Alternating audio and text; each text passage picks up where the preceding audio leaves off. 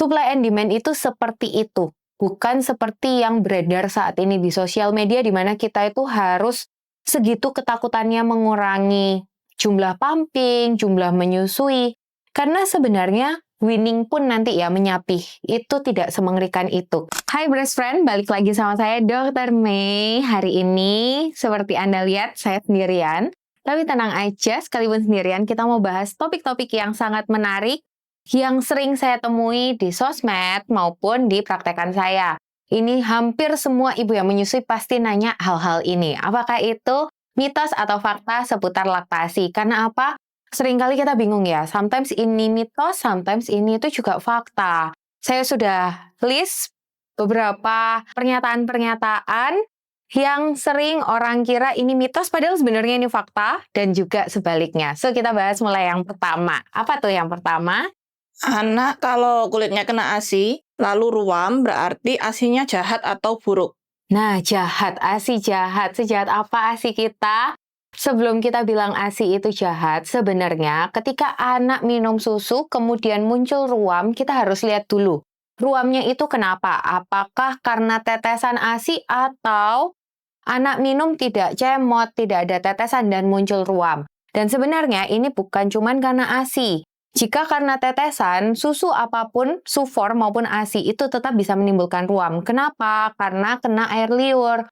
Ketika kena air liur, kemudian ada susu yang menempel, susu itu juga mengandung gula. Dan susu itu juga ada lemaknya dan lembab, sehingga itu bisa menimbulkan ruam. Tapi kalau tidak cemot, kemudian menimbulkan ruam, hati-hati mungkin saja anak ibu itu ada sensitif terhadap salah satu kandungan dari susu yang dikonsumsi, baik itu sufor maupun ASI. So, jangan bilang ini cuma karena ASI. Sebenarnya, sufor juga bisa menyebabkan ruam yang sama. Next. Pumping terus-menerus membuat ASI kering. Nah, pumping membuat ASI kering. Ini sering jadi perdebatan, karena sebenarnya ini ada benarnya, ada salahnya. Ingat, ASI itu supply and demand. Beberapa waktu lalu, saya juga pernah share di Instagram saya, Dr. May, jangan lupa follow ya, pesan sponsor. Nah, di situ saya sempat jelaskan apa sih prinsip supply and demand, kemudian apa sih prinsip dalam menyusui. Nah, sebenarnya yang perlu kita pegang adalah prinsipnya. Banyak ibu-ibu yang pumping akhirnya over pump karena takut ASI-nya seret. Padahal kita juga perlu lihat apakah cara pumpingnya benar atau salah. So, poinnya adalah cara menyusuinya benar atau salah. Baik DBF maupun pumping, kalau caranya kurang tepat, ya tentu hasilnya akan kurang baik. Pumping yang berlebihan itu juga bukan berarti akan menjaga produksi. Pumping yang kurang juga bisa saja menyebabkan produksinya menurun karena memang supply and demand. Tetapi ingat ya ibu-ibu, bukan berarti kita harus over dan too much. Karena ketika kita over dan too much, tubuh itu bisa bingung dengan sinyal yang kita ciptakan. Dan tubuh kita memiliki kapasitas. Dan ketika kita menggunakan media pumping untuk mengeluarkan ASI-nya kita, pumping itu daya hisapnya sebagus apapun ya. Meskipun dia hospital grade pun dan harganya sampai 2 digit, itu tidak menjamin tekniknya itu bisa semaksimal hisapan baby. So, itu akan tetap menyisakan ASI-ASI atau kelenjarnya tidak bisa kontraksi maksimal, lemes sehingga terbaca totally kosong. Itu sebabnya ibu-ibu yang pumping jangan lupa sekali lagi perah tangan. Boleh lihat video perah tangan di video Dr. May, itu udah lengkap. Perah tangan itu salah satu metode yang bisa kita combine dengan pumping ketika ibu-ibu itu eksklusif pumping. Karena apa? Dengan perah tangan kita memotong durasi yang nggak perlu sampai 30 menit apalagi lebih, tapi hasilnya lebih optimal. Sehingga kelenjar kita itu jadi lebih sehat dan ASI tidak akan kering. Tapi untuk poin ASI kering sebenarnya ya Mams, kalau kita pikir nih, anak itu ketika dia baru lahir, sebenarnya kan emang lambungnya itu kecil banget ya, sehingga dia gampang kenyang dan gampang lapar. Tapi beda ketika anak itu semakin bertumbuh, ukuran lambungnya semakin besar, tentu dia bisa menampung susu itu lebih lama. Nutrisi bisa lebih lama di badannya dia, sehingga dia itu nggak secepat itu lapar seperti waktu 3 bulan awal pasca baby itu lahir. Sehingga sebenarnya semakin anak bertumbuh, anak tidak sesering itu menyusu. Itu sebabnya penting banget yang kita pegang itu prinsip menyusu yang benar ditambah feeding cues. Ketika kita tidak kenal feeding cues, kita cuman on schedule aja, kita cuman pokoknya 2 jam harus dikasih nutrisi. Nah, itulah dimana awal mula stres ibu-ibu dan juga orang yang menjaga anak. Karena seringkali anak masih kenyang, kita udah paksa. Kita udah kasih susu, minumnya cuma sedikit, atau anak sudah MPASI, kita kasih susu, kita kasih makan 2 jam sekali, akhirnya anak GTM. Padahal nggak melulu semuanya itu karena anak menolak, tapi memang karena dia sudah mulai kenyang. Nah, kita lihat prinsip yang tadi, semakin dia besar, semakin dia bisa menahan lapar. Nah, tentu sebenarnya jarak menyusu pun semakin panjang. Dan sebenarnya secara natural tubuh kita itu juga mulai menyapi secara perlahan. Dan ini normal ibu-ibu, nggak perlu takut. Karena emang sebenarnya itu yang terjadi di tubuhnya kita dan juga tubuhnya anak. Sering menjadi problem ketika kita salah dari awal. Dari awal kita udah on schedule, kita 2 jam sekali pumping, kita kelelahan, anak juga ternyata butuhnya nggak segitunya, kita mindset-nya kurang tepat sehingga ketika kita mulai winning atau mulai menyapi perlahan, kita jadinya ketakutan. Padahal kalau dilihat-lihat nih, banyak ibu yang full DBF dan on demand sampai anak usia lebih dari 2 tahun, sehari nyusu cuma 1 atau 2 kali. Coba moms pikir kok bisa ya ASI-nya tetap keluar? Karena itu ajaibnya tubuh kita. Supply and demand itu seperti itu. Bukan seperti yang beredar saat ini di sosial media di mana kita itu harus segitu ketakutannya mengurangi jumlah pumping, jumlah menyusui. Karena sebenarnya winning pun nanti ya menyapih. Itu tidak semengerikan itu. Karena anak by the time dia akan terganti nutrisinya dengan makan. Tapi tetap bisa menyusu. Even itu cuma sehari sekali, kalau kita on demand caranya benar, tetap ASI itu bakal keluar. Next pertanyaan. Bu Suwi tidak boleh makan pedas. Nanti ASI-nya jadi panas atau pedas dan bayi jadi mencret. Oke. Bu Ibu pernah nggak sih habis kita makan sambal terus kita coba ASI-nya kita sungguhankah pedas dan juga kerasa panas? Sebenarnya secara teori ya, memang apa yang kita makan nutrisinya itu bisa tersalurkan lewat ASI, tapi bukan soal rasanya. So, bukan berarti ketika kita makan sambal, ASI-nya kita itu langsung rasanya persis kayak sambal yang kita makan. Let's say kita makan sambal terasi, berarti ada rasa terasinya. Enggak juga. Kita minum kopi pun bukan berarti ASI kita rasa kopi. Tetapi ada kandungan-kandungan yang keluar lewat ASI, dan itu berbeda. Bukan seperti sambal kita toletin di bibirnya baby, terus dia kecap-kecap rasa pedas. Enggak ya. Tapi ada sedikit kandungan yang bisa tersalurkan lewat ASI. So, itu juga sebabnya banyak ibu-ibu ketika momen menyusui lebih menjaga nutrisi yang dia makan. Dan itu nggak salah. Tapi memang ada baby-baby itu yang cukup sensitif sekalipun kadar. Ada namanya satu zat dalam cabai, yaitu capsaicin. Dia itu memang bisa transfer lewat ASI. Dan itu kandungannya sangat sedikit, Mams. Kayak misalnya kita makan 1 sendok makan sambal, bukan berarti kandungannya sebanyak itu juga. Tapi hanya sedikit yang tertransfer lewat ASI.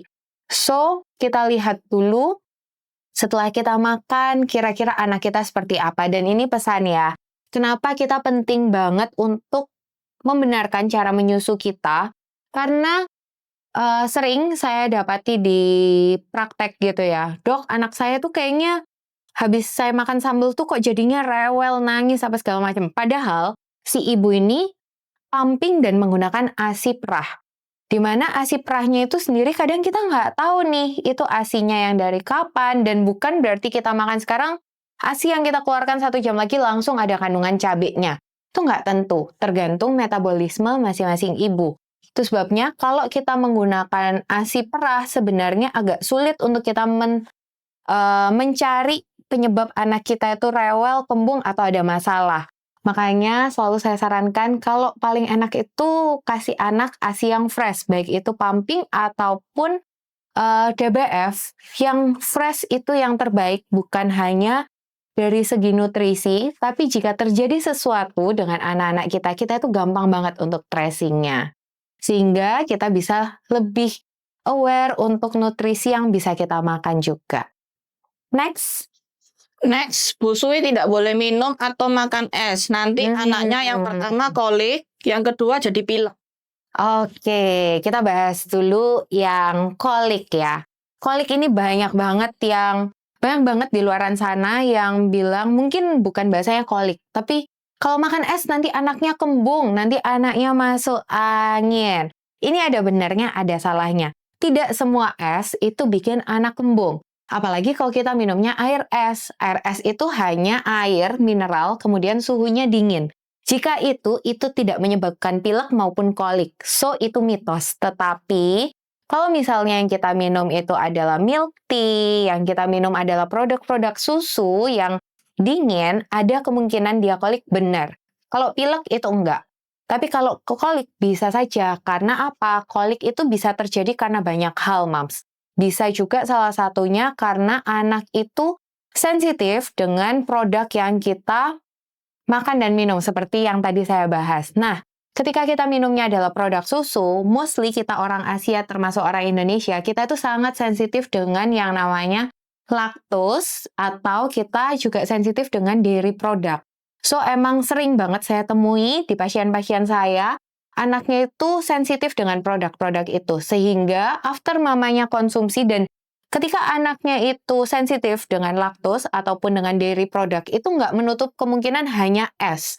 Jadi kadang mamanya cuma makan roti, makan yogurt, makan butter, kemudian minum susu biasa padahal panas, fresh milk misalnya. Anaknya tetap kembung. Karena apa? Anaknya sensitif sama produknya. So, poinnya bukan suhunya, tetapi produk. Jadi balik lagi, ketika kita memberikan ASI yang fresh itu akan memudahkan kita untuk tracing anak kita itu kira-kira sensitif apa. Dan nggak perlu terlalu worry semua kita nggak makan. Terus apa dong dok yang saya perlu makan dan minum? Bingung ya? Makan minum aja seperti biasa, it's okay. Yang kita hindari adalah alkohol, itu totally nggak boleh. Tapi kalau produk susu, kemudian es, sambal, seperti yang tadi kita bahas, it's okay, makan senormalnya. Kalau ada tanda-tanda kolik, ya sudah, kita tinggal next day-nya kita lebih hati-hati terhadap produk itu. Next. Bayi jangan sering digendong, nanti jadi bawa tangan. Oke, ini pertanyaan sejuta ibu-ibu dan juga bapak-bapak. Kalau saya nih, saya sih bilang itu bau tangan mitos, yes.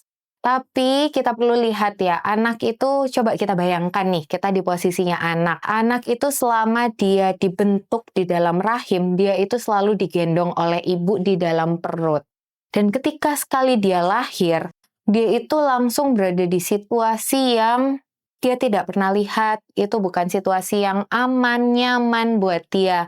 Sehingga seringkali dia memang butuh gendongan. Dan menggendong anak, itu ada waktunya. Saya juga sebagai seorang ibu, saya selalu encourage ibu-ibu lain untuk enjoy every moment ketika anak menggendong, karena ada kalanya, bukan saja anak yang nggak mau digendong, kita pun juga nggak bisa gendong anak kita. So, enjoy setiap waktu di mana kita bisa gendong anak. Toh memang ada sih ibu-ibu yang mungkin memiliki keterbatasan fisik, ada tangannya mungkin sakit, cedera, dan lain-lain sehingga tidak bisa menggendong anak terlalu lama.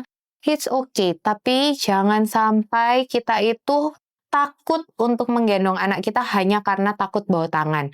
Karena bau tangan ataupun enggak, anak kita tetap butuh kasih sayang, salah satunya lewat gendongan kita. Next. Oke, bayi minta susu terus, katanya karena ASI-nya nggak bikin kenyang, atau ASI-nya panas, atau ASI-nya dingin. Oke, ini ada benarnya, ada salahnya. Nah, yang pertama, ASI-nya nggak bikin kenyang. Itu sebabnya kita sedari awal kita harus cek dulu cara menyusui kita benar atau salah. Kalau cara menyusui kita sudah benar, tapi kita melihat anak kok rasanya nggak kenyang-kenyang ya, lapar terus, kita segera konsul ke profesional. Jangan pernah takut untuk konsul ke profesional, karena dengan adanya profesional yang memeriksa kita bisa tahu kira-kira apa yang salah. Apakah mungkin cara menyusui yang kita rasa benar ternyata memang ada yang perlu dievaluasi? Atau anak nggak kenyang-kenyang itu sebenarnya salah satu tanda kolik. Jadi nggak melulu karena emang ASI-nya kurang. Sering banget emang ibu-ibu tuh datang, dok saya butuh booster, dok ASI saya seret. Padahal setelah dievaluasi, bukan ASI-nya seret, tapi cara menyusuinya yang kurang tepat sehingga anak rasanya never ending breastfeed gitu ya. Rasanya 24 jam tuh nyusu terus sampai ibu nggak punya kehidupan lain. Padahal seringkali ya itu karena emang cara menyusunya kurang pas sehingga anak memang nggak kenyang, nutrisinya nggak bisa di setiap sesi menyusu dia nggak optimal dapat ASI-nya, bisa juga karena kolik dan sering ya Mams. Saya dapatkan di pasien-pasien yang datang ke saya, konsul ke saya, ASI ibu ini meluber-luber. Ibu ini hiperlaktasi, tapi berat badan anaknya nggak naik. Padahal kita cek anaknya itu tidak ada tanda-tanda dehidrasi, bahkan anaknya nggak kuning, anaknya juga kelihatan healthy baby, tapi berat badannya tidak optimal. Karena apa? Karena ketika ibu mengalami hiperlaktasi, ini tidak sedikit ya. Anak akhirnya hanya kenyang formil, sehingga nggak sampai dapat hin milk. Jadi anaknya kenyang, tapi beratnya nggak naik. Kapan sih kita ke dokter laktasi atau ke profesional? Bukan cuma ketika ASI seret, bengkak, sakit, atau abses. Tapi kalau kita rasa anak kita kok nyusu terus, kitanya mulai bingung, segera ke konselor atau profesional. ASI panas atau ASI dingin, ya kita lihat ya, ASI itu mengikuti suhu tubuh. Jadi kalau misalnya ibunya lagi demam, mungkin akan kerasa emang lebih anget. Tapi kalau ASI dingin, ya kali kita kasih es batu ya kan. Jadi nggak ada istilah ASI panas atau ASI dingin atau ASI pedas, itu semuanya kurang tepat. Jadi kalau ada kendala dalam menyusui, kita rasa something wrong, datang aja ke profesional biar dicek sama profesional. Next. Bu Sui tidak boleh makan makanan yang bersantan, nanti anaknya jadi batuk. Oke, ini totally salah, ini mitos. Gak ada hubungannya antara santan dan batuk. Yang ada kalau misalnya si ibu makan santan terus, ibunya yang kolesterol. Next. Bu Sui harus minum susu menyusui biar ASI-nya jadi banyak. Oke, ada benarnya, ada salahnya. Kita lihat kayak tadi di awal-awal saya bahas, nggak semua ibu wajib minum susu. Kenapa? Karena bisa aja si anak nggak cocok sama nutrisi yang ibu minum, salah satunya produk susu. Jadi nggak wajib. Tapi susu bikin ASI banyak, bisa aja kalau itu susu kedelai, susu almond, atau juga oat milk. Itu memang salah satu pilihan untuk bisa menaikkan suplai ASI. Next. Bu Sui dilarang total buat minum kopi. Oke, ini pertanyaan sejuta ibu-ibu juga. Sebenarnya bukan dilarang total, tapi ada batasan dalam konsumsi kafein. Batasannya adalah per hari maksimal 200 mg. Kalau kita minum 1 cup espresso atau 1 cup latte, itu boleh sampai 3 kali. Tapi ingat, ini batasan kafein, bukan kopi. Dan kafein nggak hanya didapat dari kopi. Biasa, busui-busui itu juga suka makan coklat. Coklat itu juga ada kafeinnya. Teh itu juga ada kafeinnya. So, bukan hanya kopi yang mengandung kafein. Dan semua kafein bisa menimbulkan reaksi ke baby kita. Tapi sekali lagi ingat, dan nggak perlu takut bahwa kafein yang masuk ke ASI dan ke transfer itu hanya sedikit. Dan kalau kita kasih ASI-nya itu selalu fresh, itu akan memudahkan kita untuk memonitor anak kita sensitif atau enggak sama produk yang kita konsumsi. Next. Bayi harus diberikan air putih di sela-sela menyusui supaya nggak dehidrasi. Nah, tergantung bayinya ya, usianya berapa. Kalau bayi di bawah 6 bulan nggak perlu dan itu mitos. Nggak cuma air putih, banyak banget saya temui di masyarakat gitu ya. Bukan cuma air putih, ada juga yang bilang kasih madu biar ASI-nya itu dia lebih senang minum. Itu juga mitos. Ada juga yang bilang, oh harus dikasih air tajin gitu. Nggak perlu ya, Mams. Untuk bayi 6 bulan ke bawah, 0 sampai 6 bulan hanya ASI saja cukup. Itu sebabnya nggak usah ikut tren kasih puding-puding ASI ke anak yang melenger anaknya. Jadi, kalau kita kasihnya sudah sesuai on demand, ya sudah itu cukup. Karena apa? ASI itu sudah komplit. Itu sebabnya ada for milk, ada namanya hin milk. Nggak perlu kita pilih-pilih, taruh di botol, kemudian kita pilihin, oh ini supaya booster berat badan. Nggak perlu. Selama kita menyusuinnya on demand, selama kita nyusuinnya benar, berat badan akan optimal naiknya. Kalau sudah menyusuinya benar, nggak optimal, kita evaluasi yang lain. Nah, kalau misalnya bayi di atas 6 bulan sudah boleh dikasih air, yes, itu benar. Karena anak juga sudah mulai makan. Tapi bukan berarti tiap after susu kasih air. Karena apa? Kalau anaknya minum ASI, itu udah komplit, ada airnya, ada juga nutrisinya. So, nggak perlu lagi. Next. Bayi laki-laki menyusui lebih banyak daripada bayi perempuan. Oke, ini juga sebenarnya mitos ya kalau menurut saya. Kenapa? Bayi banyak atau sedikit minum itu tergantung pertama, dia dari lahir tuh berat badannya berapa. Berat badan lahir itu yang menentukan juga si anak itu minumnya berapa banyak. Karena bukan berdasarkan gender saja, tetapi juga berdasarkan bawaannya dia itu seperti apa. Kemudian ada kondisi khusus di mana misal bayinya sakit, bayinya mungkin kolik, itu juga seolah-olah minum terus, padahal sebenarnya bukan karena kebutuhannya meningkat, tapi memang karena ada hal-hal tertentu yang menyertai. So, kalau dibilang mitos, ya ini mitos sih. Next. Terakhir ya, busui minum obat bikin ASI seret dan harus dibuang. Banyak banget ibu-ibu itu bahkan sampai sudah kondisi di mana harus banget minum obat sampai ketakutan minum obat. Ada juga yang sampai akhirnya anaknya dikasih Sufor, padahal sebenarnya ASI aja oke. Oke, Mams, kita bahas. Pertama, ketika kita mengalami kondisi di mana kita itu harus minum obat, kita bilang dulu ke dokter yang memeriksa kita dan memberikan resep bahwa kita ibu menyusui. Karena apa? Dokter itu sudah punya listnya di mana apa aja obat yang boleh dan tidak. Dan so far sebenarnya obat-obat itu mostly aman. Yang nggak boleh itu apa? Obat-obat kemo itu biasanya emang kita pantang sekali untuk memberikan ASI ketika kita sedang menjalani kemoterapi. Atau misalnya ketika kita sedang menjalani radiasi. Dan juga bahkan ya, kalau secara teori obat TB, kita ibu sedang mengkonsumsi obat TBC, itu tetap boleh memberikan ASI kita selama kita itu sudah lama konsumsinya. Jadi gini, misal ibu itu sudah melahirkan, tiba-tiba terdiagnosa TBC nih, di saat anak usia 1 bulan. Akhirnya, sejak anak 1 bulan itu kita harus minum obat TBC. Nah, dari hari pertama sampai hari ke-14 itu memang ASInya harus dibuang. Tapi after itu, ibu boleh menyusui kembali. So, nggak semua obat itu berarti kita harus buang. Banyak juga orang itu takut minum obat flu. Ibu-ibu tuh sering banget masuk angin, flu. It's okay, Moms, minum aja nggak apa-apa. Ada lagi yang bilang, kalau misalnya saya minum obat flu sampai udah teler-teler, nggak berani ke dokter karena takut ASInya seret. Pengalaman saya, Moms, selama cara menyusui kita benar, ASI nggak mungkin totally stop. Banyak juga di lapangan, saya juga dulu pernah menyusui, saya juga pernah minum obat-obat yang katanya itu bikin ASInya seret kalau kita itu minum itu.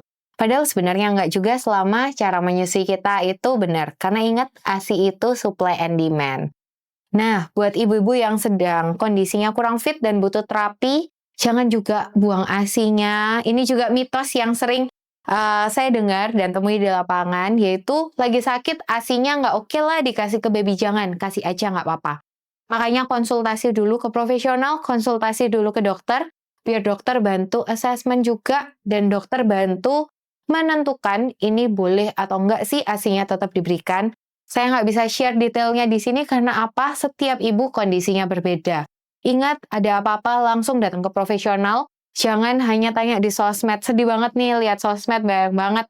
Hal-hal seperti ini aja sering banget jadi perdebatan. Padahal kayak tadi kita lihat, sesimpel soal es, tergantung dulu nih kondisinya itu seperti apa, tergantung juga esnya apa. So, nggak semua yang beredar itu benar. Nggak semua yang beredar itu fakta. Itu dia mitos-mitos seputar dunia laktasi. Moms, kalau misalnya punya mitos lain yang belum kita bahas, boleh banget drop di kolom komentar. Buat moms yang juga belum follow Instagramnya saya, Dr. Michelle, dan juga My Breast Friend, boleh banget segera follow dan juga jangan lupa untuk subscribe YouTube channel ini. See you di next video. Bye-bye.